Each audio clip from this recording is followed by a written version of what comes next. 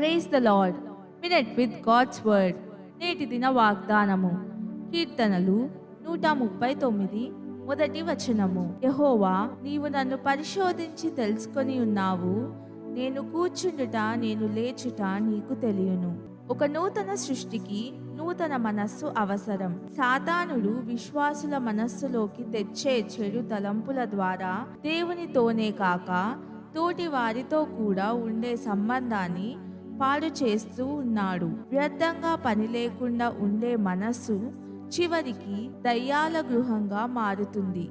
కాబట్టి ఎప్పుడు దేవునికి ఇష్టమైన పనిలో నీవు నిమగ్నమై ఉండాలి.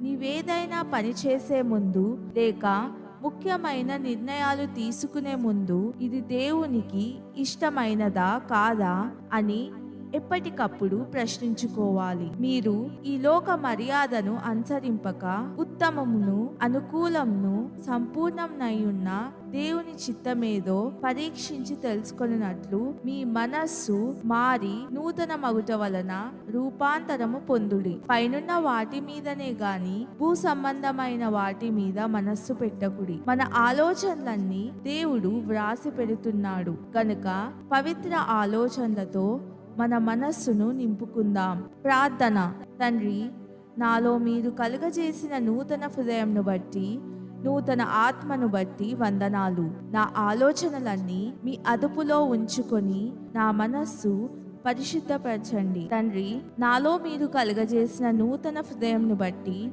నూతన ఆత్మను బట్టి వందనాలు. నా ఆలోచనలన్నీ మీ అదుపులో ఉంచుకొని నా మనస్సును పరిశుద్ధపరచండి. దేవుని దేహంగా మారిన అనేక సహోదరులపై సాతానుడు నాకు కలిగించిన చెడు ఆలోచనలను బట్టి నన్ను క్షమించు ప్రభువా. నీ వాక్యంలో వ్రాయబడినట్లు ఇక నుండి నా మనస్సును మంచి ఆలోచనలతో నింపుకునేందుకు నిశ్చయించుకున్నాను. నీ కృప నాపై చూపుమని ప్రశస్తమైన యేసు నామంలో ప్రార్థిస్తున్నాను తండ్రి. ఆమెన్.